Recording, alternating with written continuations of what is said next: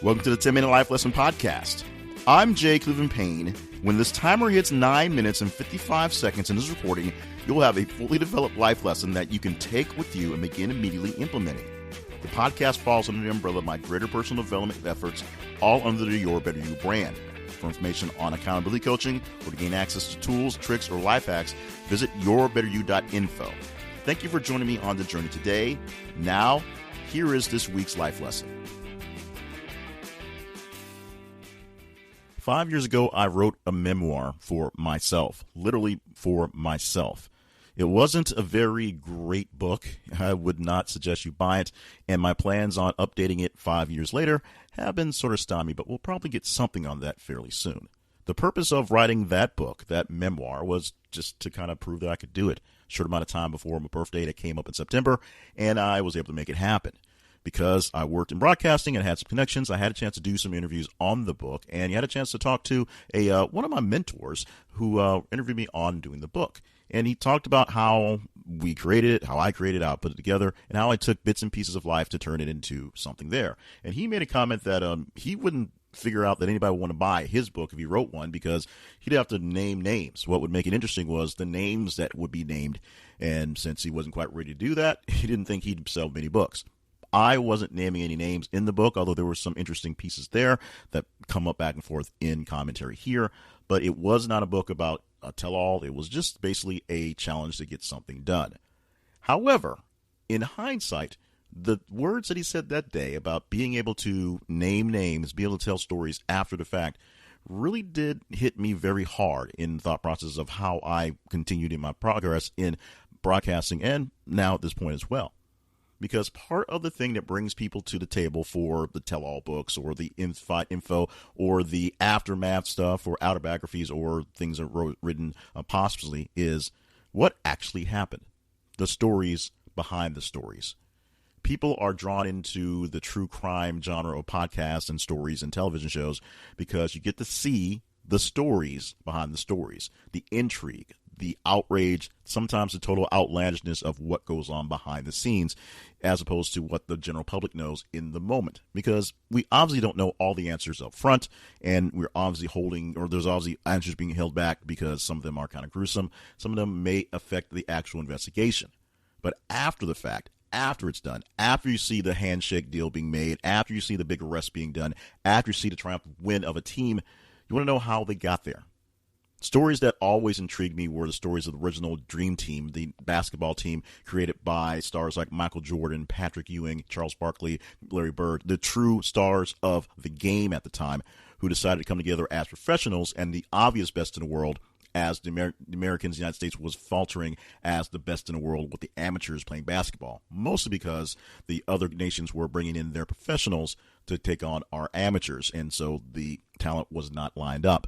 Some of the stories behind the scenes tell you some of the stories that are legendary behind some of the athletes we love and give us some reasons to not quite love them as we probably did or should not have in the case. But those stories were so amazing about stories about Michael Jordan staying up all night playing cards with the guys and them getting up and blowing out other teams, their ability to do that. Stories about how some folks who you thought got along well, he's played very well, didn't actually get along, and some of the personalities that didn't quite fit so well that worked out better on the court because they had a mission as opposed to in the actual boardroom where they actually had to talk to each other. Stories like that always intrigue me. But back to me, if you will, and back to telling stories. In the middle of my current transition, coming out of broadcasting, going into more freelancing stuff, it would be very, very easy, and it's been very, very tempting to do some of the salacious stories that I've witnessed and been through and suffered through and survived in my broadcasting life. Some of those stories I've actually brought out in certain pieces for different things and learning, because that's how you learn from the things that happen.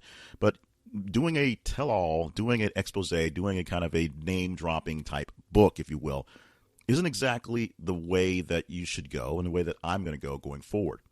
However, the stories that you know, everything that you survive is a story you should start working on to tell.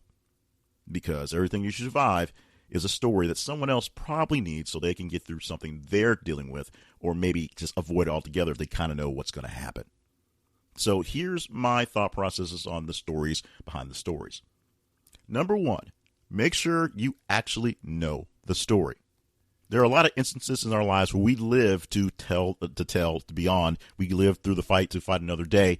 But in actuality, we don't actually know the other side of the story. We don't understand what the motivations of our opposers were, what the motivations of our enemies were, maybe still are, why things played out the way they did, and why the fight that you had to oppose was either so strong or not so strong. Going back to basketball, one of the funniest things, and we talk about relationships in the media, on the court, and in perception, is looking back at the history of the Lakers and the Celtics, specifically the Larry Bird versus the Magic Johnson Lakers. There was a hated rivalry on the court between the players. There's not so much a hated rivalry between the players now, and in actuality, a lot of that was essentially marketing. It was marketing Larry Bird as the country kid and Magic Johnson as the city kid and Lakers as the glitzy team and the Celtics as the lunch pail team, and going back and forth on that end. But if you talk to the players at the time, there was a sort of mutual hate that was a wrapped up mutual respect for each other. But at the same time, as they've gotten older, as they have advanced, as they've done more things together, you get to see that they actually had more respect, and a lot of the play-up was really played up by the media. And, of course, the fans ate up to it. Kids love the fact that they can wear either the yellow shoes or the green shoes, picking for which side of the aisle they wanted, which coast they wanted to represent, which team they thought was the more talented team between the Celtics and the Lakers way back when. Number two is don't be so quick to tell the story, because stories, just like a fine wine, age well or not so well. So you have to know exactly when the right time it is to get the story out.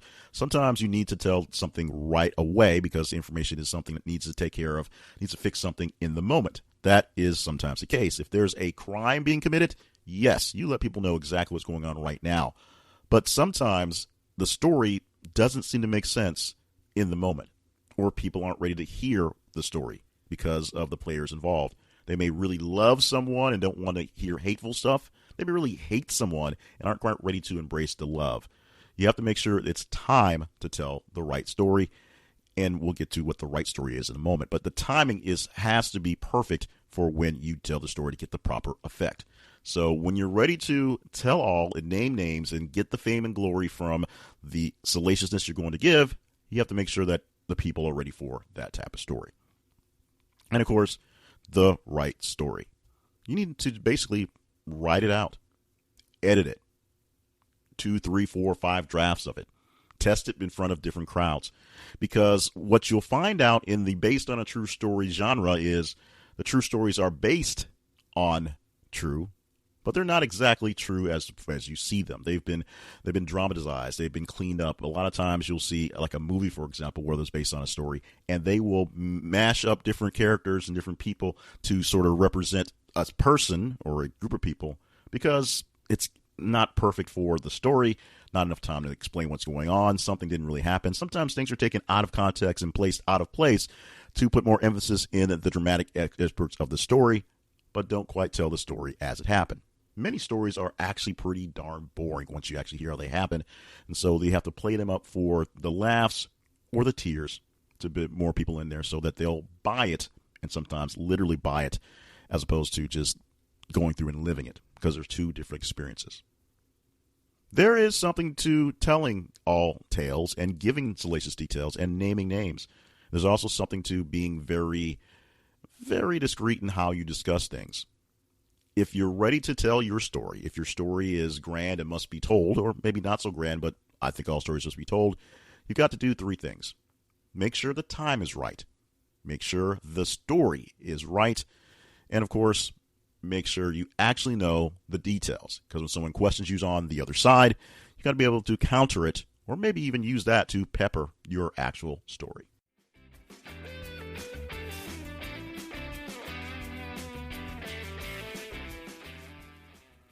Thank you for listening to the podcast. This is a podcast that we try to batch ahead of time, but sometimes we get kind of lax on it. But it's a podcast that release on Thursday evenings for Friday, and then we give it a whole week to grow on you guys and jump on it. And we're very happy that you guys jumped on it. Actually, we're very happy for a very significant increase in listenership. So thank you so much for everyone who has shared the podcast and who have shared the experience, because in our transition period, we definitely need the numbers of people who are engaging with us. Also, the people engaging literally, sending emails to us at yourbetteryouinfo@gmail.com. Email me directly at jclevenpayne@gmail.com. Thank you so much for all that interaction. So here's the salesy stuff. We've gone through our 10 minutes, actually 9.5 minutes of content. So this is the part where I need you to help me keep this thing going from where we're at. So obviously, this podcast, which is 10-minute life lesson, and the Steps Your Better You podcast, 90 seconds in that one. You can find them at yourbetteryou.info. Look for those, and if you just want to search for them on your whatever podcast you like, we're all over the place. Search for 10-minute life lesson, search for Steps Your Better You, search for J. Cleveland Payne. Subscribe to the podcast so that we get more listeners and more support that way. Also, share the podcast with others, like-minded people looking to improve themselves, so we have more people in the conversation. Respond to me directly by emailing the shows, yourbetteryouinfo@gmail.com. Me personally, jclevelandpayne@gmail.com.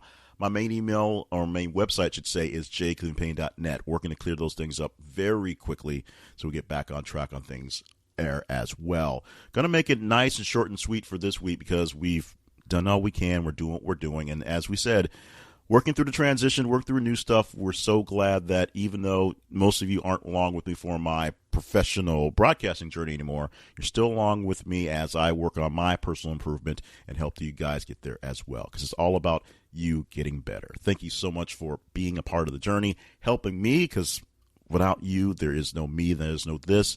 And make sure you're back again one more time from one more week. Well, I'll say one more, but we'll do more. But next week will be one more week, one more time, and keep on doing it for this podcast, which is the 10-Minute Life Lesson Podcast from yourbetteryou.info.